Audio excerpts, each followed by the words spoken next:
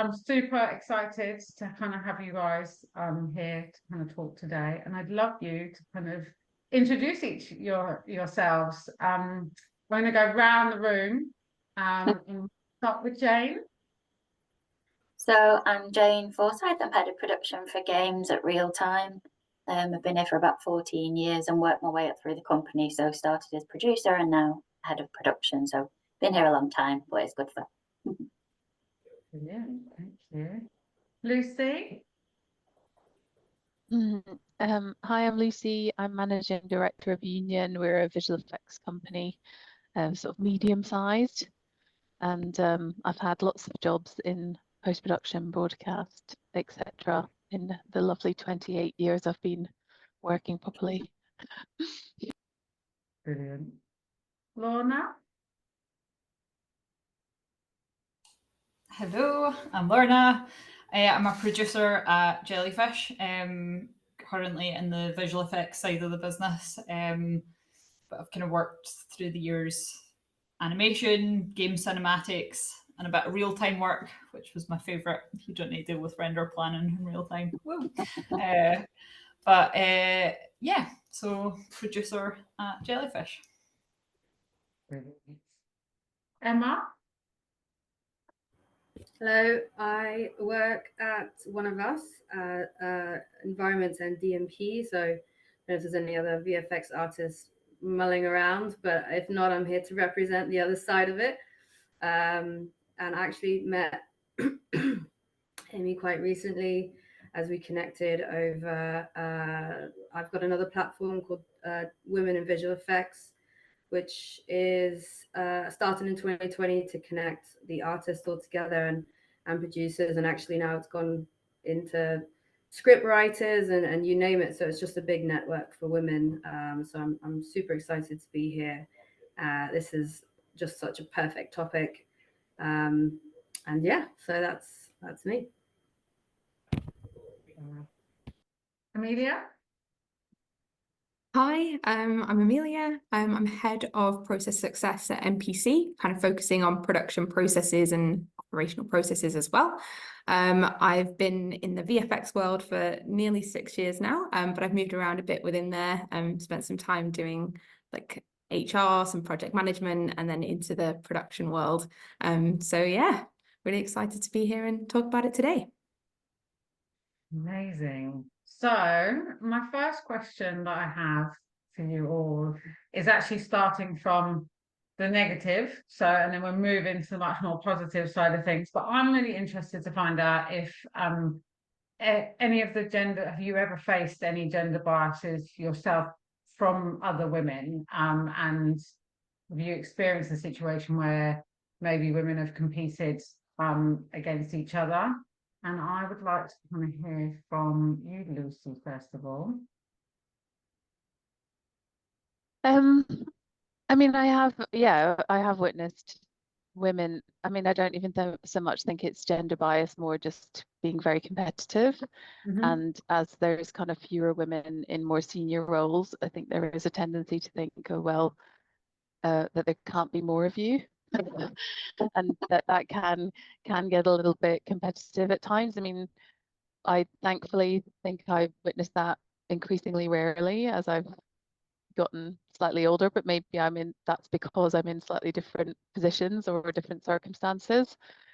But I don't really see a difference in the behavior of women and women versus men and women in the workplace, really. And those are competitive behaviors that I see across genders. Jane, have you experienced any? Yeah, I think what you were saying was correct there. I think it's changed definitely over the last few years. I think there was definitely a point where everyone was really fighting for their position. And once they got there, they felt territorial and had to kind of hold on to that position, and then probably kind of went against other women at that point. But it's definitely changed over the last few years. And I think the younger generation feel very differently about it and maybe don't experience that as much, but I've definitely seen that across the years trying to get up to where I am. But yeah, hopefully for the changing for the better. And Emma, you obviously set up Women in Visual Effects to kind of encompass like this community sense in terms of supporting. Did you experience any of that? Is that kind of one of the drivers in terms of bringing everybody together as a collective? I'm really competitive. I'm so competitive. I'm really competitive, and lots of people are. And when I read that question, I was thinking, I was like, God, maybe I was that person actually doing it in the reverse. And I was thinking, you know, about all the women who I've been in contact with during my career. I started as a runner, and I don't remember it being something that I was put down for, but I also don't remember them actually helping me up either, in a way that I was looking for, I guess, because I remember going into workplaces and always looking around being like, where are the women? And quite naturally, I didn't mean to, but it was sort of, you know, you look for like, right? And I think that I can't name one instance that a woman was like, right, you know, whatever you do, don't hire Emma any further than where she wants to go. But I do remember feeling a little bit left in the dark and a little bit left behind, and not like there was a helping hand there to be like, look, hey, welcome to the team. We're the women. Let's. I know it's a bit awkward sometimes because there's so many men involved. Let's help each other out and let's stick together and let's go for a coffee or let's go for a beer. Do you know what I mean? So in that way, yes. But I would say, and on a more general level, that never sort of felt like a unifying vibe, which is, I really wish there was. And I think the reason I started a global network is to counterbalance that and to make people feel like whatever office you're in, however many women there are or are not, you always have a little network there that you can be like, hey, I'm feeling a little bit insecure because I am the only woman. What do I do? And then it doesn't matter. You can reach out and find someone, sort of as I did, you know, yourself on LinkedIn or whatever. And it has changed, as everyone's saying. It's changed massively, I think, from when all of us probably started our careers, which is great. So yeah, I think in a way, I have to check myself before I wreck myself. I don't want to be that competitive person that puts other women down and other girls down, because it is so, you get your claws in, right? And then in another beautiful way, I can't say there's been a one incident where someone particularly has been like, no, here's your ceiling, don't go past it. Yeah. No, and I think that's the point, isn't it? That it's not necessarily, I think if it was very explicit, then everybody could kind of identify it and maybe get outraged by it. But I think when it's more subtle, and like you said, it's not necessarily the art of not communicating or engaging. It's actually like, what supports have we needed to actually elevate our careers, and what have we done also for other people? And I think there's a fair point, Emma, that you said that we also could have done that to other people as well. I think once you realize that maybe that is some of the behavior that happens, then we have a choice in it. But sometimes it is kind of also going along with other behaviors that are exhibited as well. Amelia, you've obviously, you kind of said you've jumped around from HR to production. You've also kind of worked in other industries as well. What's your experience been? I think from my side, I was thinking about this and thinking, again, I'm kind of count myself lucky to feel like I have genuinely been supported by the women in my career. However, I think maybe there's a sort of an unconscious need when you're a woman who's kind of making her own career. A lot of that is off your own back, and you feel like you need to control everything, and everything's got to be perfect and be above and beyond in order to rise through, you know, the ranks, or just to improve your own game. And I think that maybe as you progress in your career, you can find it really hard to let go of some things. You kind of still feel like you want to be managing things and making sure everything's perfect at every level. So I think that sometimes that can then manifest in being like micromanaging in some way, and that is, you're not thinking about yourself as affecting the careers of other people and not letting them grow. But I think that sometimes that can be it, but it's coming from this place of, I still need to make sure that everything's great, even though there's more and more on my plate. So I think that in my case, it's, yeah, thinking about how you can still, you need to learn to delegate, and you need to be able to kind of pass that along, and to think about how that might come across to others in the industry, and also to give those opportunities, right? Because that, when women have given me those opportunities, that's given me opportunities in my career and ways to really grow my own skills and talents. So yeah, that was sort of my slight take on that one. Okay. Lorna, what's your experience been? Luckily, for the most part, extremely positive. I've certainly, my career in this industry, in animation and visual effects, I've worked with a lot of awesome women that have been really supportive. It's funny, Emma, you said you walk in, there's been so many times you walk in and it shouldn't be a thing, but then you go, oh, I'm the only woman in this room of 10 men. Okay, that's fine. Let's just get on with it. And you kind of just get over it. But I've certainly seen it happen where, you know, I've seen women maybe giving another woman feedback where I've been like, oh, it's not the thing I would have said, or that's not how I would have told you to act or told you to dress, which I've seen other women tell other women how, if you want to get taken seriously, dress this way. And I was like, oh, it's not the advice I would have given, and I don't think it was your place to tell anyone how they should dress, but here you go. That was really early in my career. I think I remember being quite taken aback witnessing that at the time, and I was an assistant / runner, so I probably didn't feel like I was in a place of power to be able to voice that I don't think that was right. But certainly over the years, I think it has improved, and I think it's just less and less of a thing, and that, looking back on it, I could see was coming from what I believe was just a place of insecurity on the other woman's part, and she was just projecting onto this other woman. And again, luckily I've not got many examples myself, but it's more you remember the way it made you feel, and you start second guessing yourself, and it's like little comments or little things might be said where you're like, oh, am I actually good at that? Like, can I do my job? And again, though, luckily I've always then been surrounded by other women that have been able to counteract that, where if I have started doubting myself, I can think of this really awesome production manager I worked with back then who was just like, no, you're great, like, don't forget all the things you're good at, and she helped remind me that those comments were probably being made by a place of projection as well, and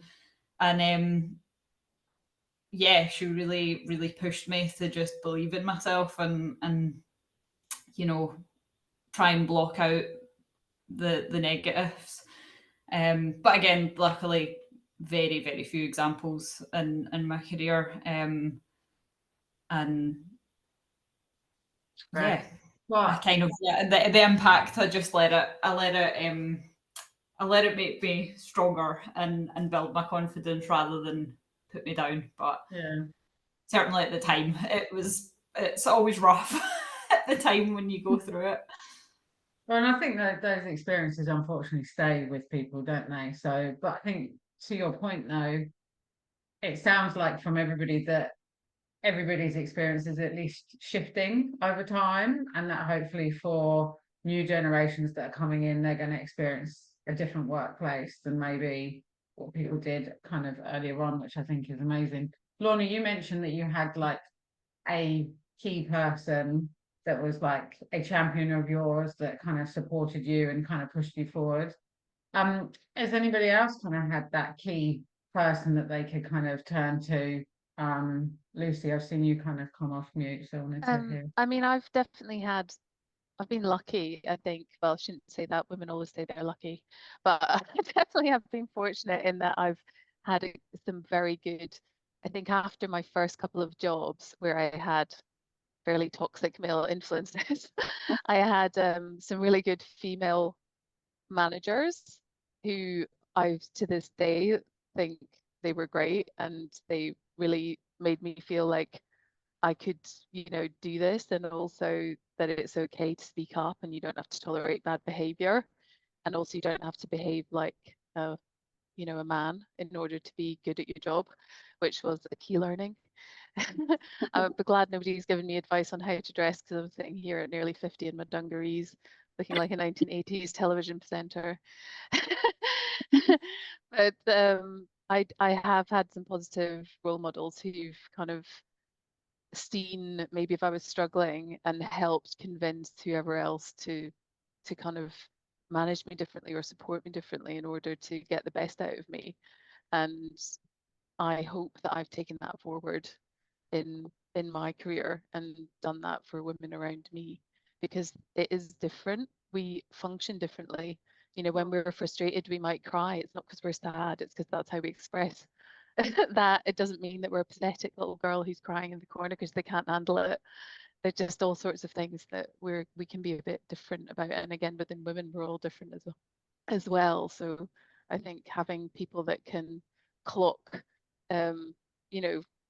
why someone's behaving in a certain way or why they're struggling. And again, sometimes because we always think we have to be 100% at our jobs, whereas it's proven that men feel like if they're 60% there, they'll go for it, and women will maybe not have the confidence to do that. So having someone come and explain that to you and tell you that it's okay and that you'll figure it out, I think are all really positive things. Has that been important, what you kind of said about like seeing predominantly kind of male leadership styles, and then in yourself as an MD kind of showing maybe how female leadership kind of or management actually can also be kind of positive and have positive influences on people and the way that organizations kind of operate as well? Yeah, I mean, I genuinely think that a mix of everyone gives the best possible outcome, and that we all sort of flourish from working with each other.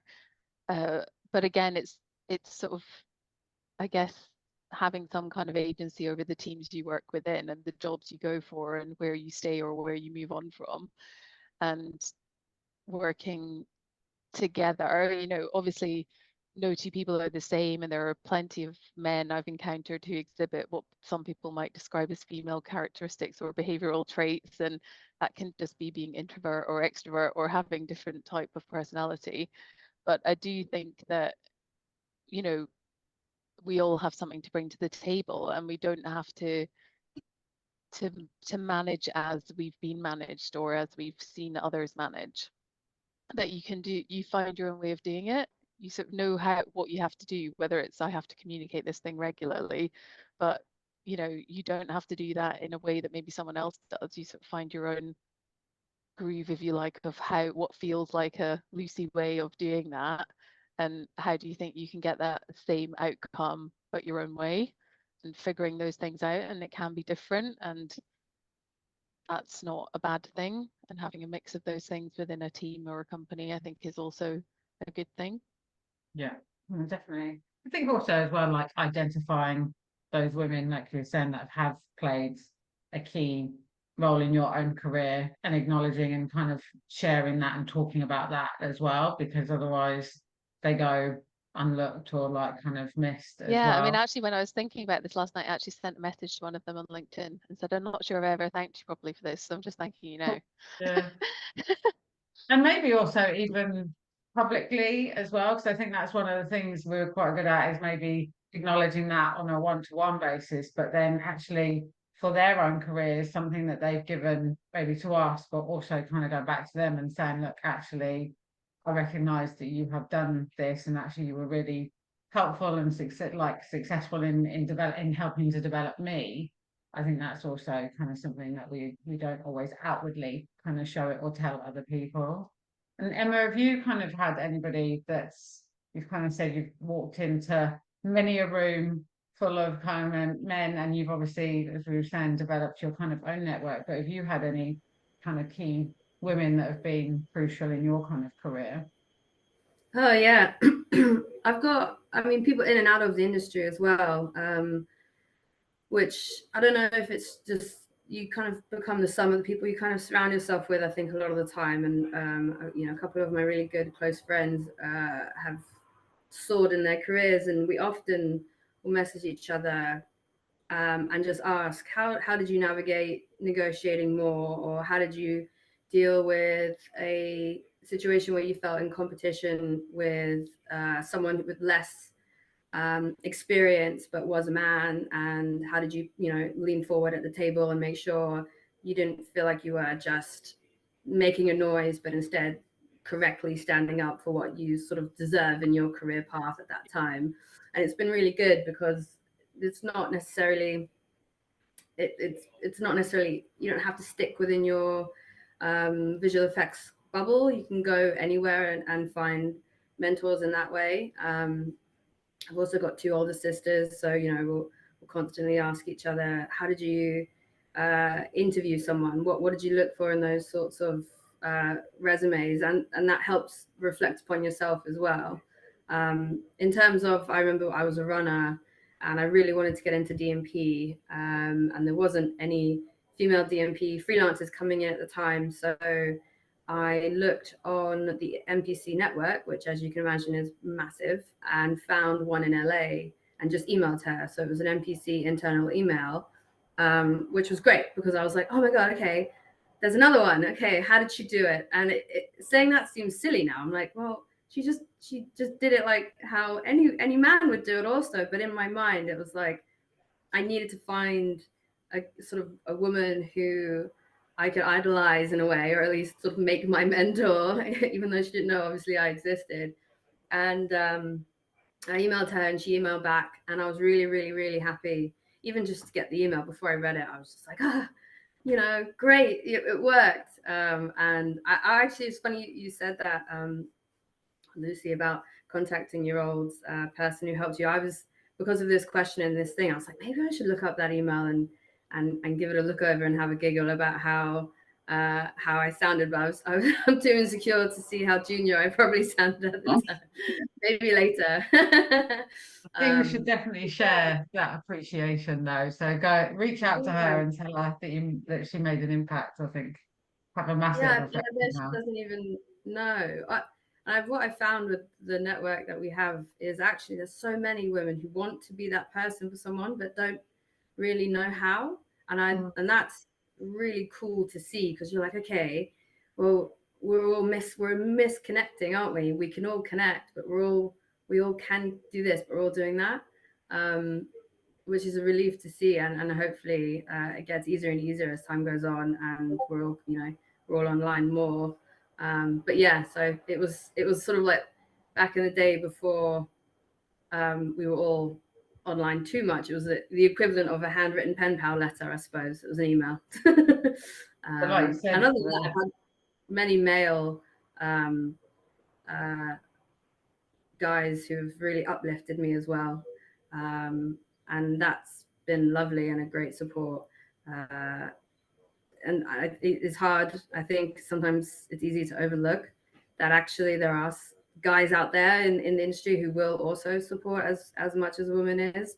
Or there are loads of nice ones, thankfully, as well. Yeah. And I think they, in a way, understand and look for ways to help, women come up the chain. And as you were saying, Lucy, before, I had a discussion with a friend of mine who said he loves being in circles where we're discussing each other's artwork with a mixture of people in that circle, and it's not just one or the other, because it brings the conversation around to a point which it feels even, rather than it being too lopsided, not enough empathy or not enough honest criticism. We can kind of balance each other out. I think that's really important. Yeah, it's definitely about kind of creating that broader network that elevates everybody. And Jane, what's your experience been in terms of having a key kind of woman that's kind of impacted your career? I think, like the other lady said, it's from the beginning. So Mum was such a strong influence. She's such a strong lady that my expectations were up here when I went into my career, of someone who was going to be like that. And I definitely found that when I first started out in my career. And I still work with some of the ladies now. So Fiona and Sue, who work at Real Time, have been mentors all the way through. So really appreciate those. But we've also got lots of new ladies who've come on board and can really see the ideas that they bring to the company, and it's like fresh, different ways to look at things. So I'm really excited about what they're going to do. But I think to the other point that the ladies were making as well, it was just thank you is so important to me, because it doesn't matter about all the material stuff. It's just someone recognizing what someone's done for you, and making sure you're doing that up as well as down. Because I think sometimes you forget, like, managers are really pressurized and they need to say thank you, to be said thank you to as well. And then I think recently I've realized as well that I've got a voice within the industry. And that, I don't know why that's only recent, but now I want to start giving back to other people as well. So I've recently become an ambassador for Women in Games, where I can hopefully start to give a bit more back. And like we say, just try and mentor some people through. And if they do want to reach out, it's an avenue to be able to do that, like the platforms that you guys have got as well. So I think that's really important, to take that step back, try and get out of the day to day, and make sure that you are putting something back into other ladies. Yeah, no, definitely. I think unfortunately it does seem to wait until we get a bit further on in our careers for us to maybe turn around and kind of go, actually, we do all want to give back. And I think that's what all of these networks kind of have in common, is that if we can start doing all of it much earlier on, then actually it doesn't matter really how senior you are or how experienced you are, that if everybody can kind of do that, then workplaces and potentially the experience of people, and particularly women in these industries, is going to get better and better. And that's kind of really what we kind of all hope and want for as well. Amelia, what's been your experience of having kind of women champion and kind of impact your career? Well, before I was in VFX, I was in publishing, and before I was in publishing, I worked for Waterstones, and before that I was working in the theatre. So they're all extremely female-dominated workplaces. So I kind of count myself as super lucky, because I think every person who's had the most impact on my career has been a woman. And I don't think it's a coincidence either. Obviously, there were men in those spaces, but I think that these women were actively looking to nurture and grow careers of young women, and I'm incredibly grateful for that. Obviously, in the spirit of shouting out, Amy, I've got to call you out as being a very supportive person in my career, and I've really enjoyed working with many women who I think have just I felt so lucky to be working with them and given opportunities, not because I'm a woman, because we've worked hard together, but just that somebody was kind of looking for that spark and could see that I wanted more and wanted to help me progress that. So I've always been really grateful for it. And I think, as you were saying, Jane, that now it's about thinking, okay, how do I give back and join that network? And now that I have more of an established career, how can I help others, joining events like this, being part of networks and so on. So that's really, I'm sort of taking the first steps in that journey now to try and push myself a little out of my comfort zone and do that in the industry, not just in my company. But I do also really like what Lucy was saying earlier about like that embracing what femininity or the innate qualities that are sometimes ascribed to women, but bringing that into leadership roles as well. I think that's something that we really do value. You see a lot of men in leadership who I think have no EQ whatsoever. Not all men, but some. And I think that that's a really undervalued thing at a high level in an industry, because it is something that can really bring out the best in people, is that balance of connection as well as brilliance. Like, you've got to be able to bring out the best in people. You can't just be the best yourself. And I think that's something that a female style of leadership can really bring out. So yeah, I love what you were saying about that earlier, Lucy. I suppose it's appreciating those qualities rather than underplaying them. Exactly. As well. Cool. So how do we then, so we've all talked about like some amazing women in our lives and people that have kind of influenced our careers, and how important networks are, and kind of now giving back. So how do we then foster more kind of collaboration and support kind of for others? And Lorna, I'd love to hear from you. I think it is just joining things like this and actively talking about it and publicising it. There's another group actually called Animated Women UK. I don't know if you guys have heard of that as well. And there's a base up in Scotland here as well for a group, and things like that are just awesome because I know and they sometimes do outreach to like schools. We're saying reaching out to people when they're younger. When I was at school, I had no idea this industry was an option to me, whether that be just where I was from or maybe just didn't realise, but it just never even crossed my mind that this would animation or VFX would be a career that I could even go into at the time. Whereas now I think there's so many of these outreach programs and people actively going, it doesn't matter who you are, man, woman, anyone, background you're from, these opportunities can be there. So I think it is just helping create those opportunities for people that might not know they exist, and then pushing in the most positive ways that we can to encourage everyone to help each other. I've been brought up on the ethos of it's nice to be nice. It's a lot more difficult and to be difficult and to be nasty, and it takes a lot less energy to just be nice and yeah, I think it's just creating that time and space and being available, which you know you want to create boundaries within that as well. But yeah, just making yourself available and approachable in the ways that you can by joining these groups or joining these discussions. And Lucy, what from your perspective, what else? Is there any advice or anything you'd give to people Yeah, that? I mean, I actually did just nearly 6 years on the board of Animated Women. So I'm glad that you're finding it good in Scotland. I was there when they launched that.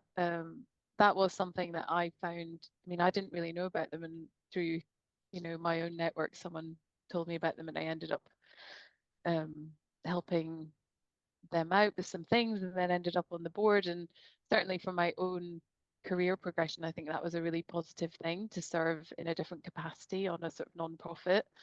And I would encourage any of you who are looking for that sort of thing. I served on Animated Women and also on Access VFX boards, and it was a really empowering, kind of interesting experience. And I felt a bit daunted by them at the time, but actually it was completely doable. So I'd encourage any of you to do those things. And obviously that expanded my own network with senior women in my industry as well to quite a degree, as well as I then took on some mentees in both those organizations that I'm still in touch with. So that was a really kind of positive experience.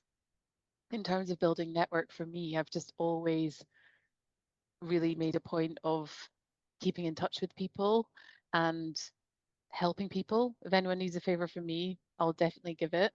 And I know that I'll be asking for one back at some point in the future. It's a small industry, people pop up in different places all the time, and being able to just say, hello, person I knew 10 years ago, I see you're now over at Amazon or wherever you are, maintaining your network of men and women, I think is really, really important. And when you feel a connection with someone, particularly another female in the industry, I've sort of made a point of treasuring those relationships, and even if it's only once or twice a year, making sure you go for a glass of wine or a coffee or a lunch or just have a chat, especially during lockdown. Having them was just amazing, particularly sort of trying to navigate running a visual effects studio during lockdown. It was an absolute godsend to have other women that I could freak out with and not feel like I was doing it on my own. So I just think all of those things are really precious in terms of just like you do with your own friendships. Just, anyone that you connect with, I think hold on to them and they'll introduce you to other good people. Yeah, nurturing kind of those networks. And Jen, have you found, like, obviously all of you are kind of a part of external networks, but is there anything you also think about doing, like, or that people should think about doing internally in companies as well? I mean, we have got a mentor program internally, not just for women, obviously for the guys as well. and we do think quite carefully about who we pair with who when new people come in. And I definitely think that's been something that has worked really well and continues to do so. And people who come here for short stints always give us really positive feedback about it. And it's not that difficult to set up, and we also use those people to kind of QC other people's work and things like that, so they have quite a strong relationship creatively as well as personally. That's something that I've found works well here. Yeah, we're the same. We have a buddy system.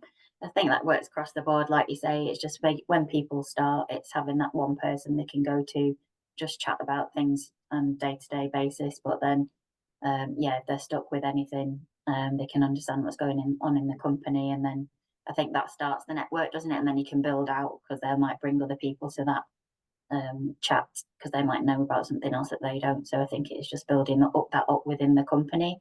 And then having social events, it's been tricky, hasn't it, the last few years to do the networking side of things and get-togethers, but hopefully that's changing a little bit. But I think doing things outside of work is really important. You let your hair down a bit more. There's no distractions of work where you've got a meeting you've got to go to in 2 minutes. So I think it's really important to make sure you get those social events in there as well, to get to know people properly on a personal level as well as a professional level. Yeah, so it's definitely like, come in, do your work well, and but like really focused on developing those kind of connections as well, and building those relationships as being a key kind of thing. And then Emma, obviously you've got loads of stuff kind of going on as well, but thinking in and outside of the industry, I think you mentioned it before, how important has it been to not just stay in that little bubble, but kind of actually connect and engage with people that are outside of the industry that you're currently in, and that impact that's been on you? Yeah, for sure. I mean, yeah, I think it's really important to remember your strengths and weaknesses, on a really small scale, and not get too intimidated about how you think you should behave, which is actually what Amelia said in the very beginning. You walk into a studio sometimes and you think, I have to be perfect, I have to look, or what Lorna was saying, I have to look this way, or sorry, someone at Lorna's company said that, not Lorna herself. But it's so, for me, I think it's really about finding your strength. So my strength, I know, is I'm outgoing and I'm able to adapt really quickly to social situations. And I remember seeing other women or I want to say girls, because we're young at the time, but I want to say women, it's fine. And thinking, why aren't they doing what I'm doing? Why aren't they coming out to drink? Why aren't they coming out? And why aren't they being more sort of boysy with the boys? And like, I can do that. It's fine for me. And then what I realized is that they were actually finding their own ways of connecting. And they had games clubs after work, which I'm not particularly into games. So I think that was a big awakening for me. I was like, okay. So they're fine. They're finding their own little micro ways. Maybe it's not as outgoing and intense as me, but they've found a way to connect and feel a part of this community or their other wider community. And I think if we were to say to people coming in who are younger, how can you help if they can't do it in a way that's like start a network and build an empire or join, Animation Women, who's like thousands of people.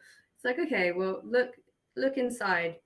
How can you get that empathy level, that thing, like Lucy was saying, really good women's strengths. We're really good at empathy. And actually there's articles about the best leaders in the world. They're really empathetic. If you're able to understand and look around the room and find someone who you think, okay, maybe that person would like to quietly go have a Kit Kat in the corner rather than join Emma and the lads at the pub for 5 Guinness. It's just about those, I think, those smaller little tiny steps. You don't have to start a WhatsApp network with 50 people. If it's just that one connection and you can empathize and uplift that person with you, I think that would be a huge contribution. Because I suffer from this myself, is that I get so overwhelmed with all these different things I should really be doing and really be a part of and really try connect. And I'm just like, Wah! But actually, I think if I just kind of just like chilled out, and if I would love to mentor, for example, but I haven't even quite figured out how to do that myself. But watching other people be able to just settle down, pick an hour a day to actually mentor someone, I mean, that's more powerful to me than creating a massive network.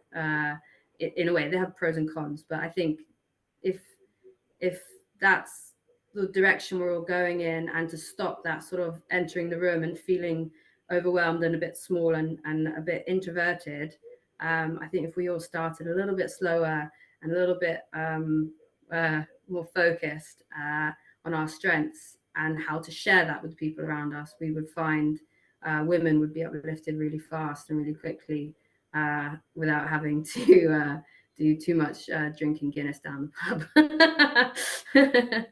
I hope that makes sense. Yeah. Well, there's lots of different ways, isn't there? And I think it's finding the ways that you're all saying is ones that are comfortable for you as well. You don't have to do it in exactly the same way that everybody else does. But I think it's like baby steps, as you were saying, putting yourself out there, being brave enough in whatever form it is. It's emailing somebody, it's asking for something, it's whatever it is.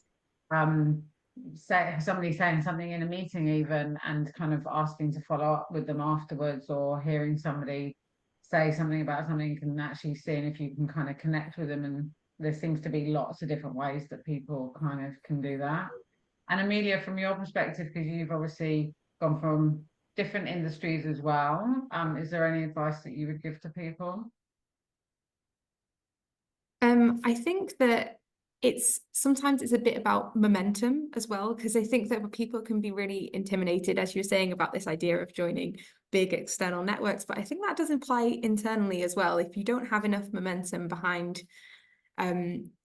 like women's initiatives in-house, if you've got a kind of women's group or whatever it is, even if that's informal, as you were saying, Emma, around like board games and things, or whether that's actually more of like a formal, sanctioned by the business, has priorities and meets with the local exec team, whatever it is. I think all of those things, I've seen them in a few industries, and I've seen them in VFX, and I think the ones that have really gained momentum and had success have been really wonderful to like be part of. I was also part of Access VFX at the beginning of that, and it was wonderful to see that grow and how that's really found its stride. But I've been part of other groups that have also sort of just not really had that like momentum behind them or the will. And I think that sometimes it can be tricky if the industry is in a difficult position.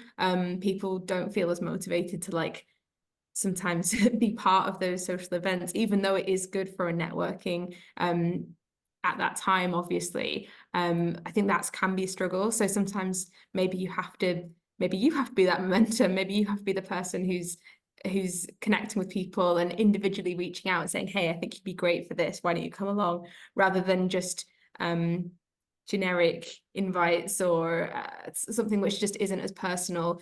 I think that the sort of danger of it can be, not the danger, I think it's always worth a try, but I think you have to be prepared to put in the graft, because I'm sure that all the people in this room who seem to have been part of various networks in one way or another, it's effort and it's work, particularly if you're running that network. So you kind of have to be prepared and know that you're willing and you've got the time to put into that and really to get something out of the other side, because it's not just as simple sometimes as just showing up if you want to make change or change policies and things in the business and things like that. It's always going to take effort and time. So I think that you should be prepared for that. But then obviously there are also a lot more informal ways. So I'm a big fan of a Guinness. So maybe we can combine Guinness and formal female equality. I don't know, worth a try.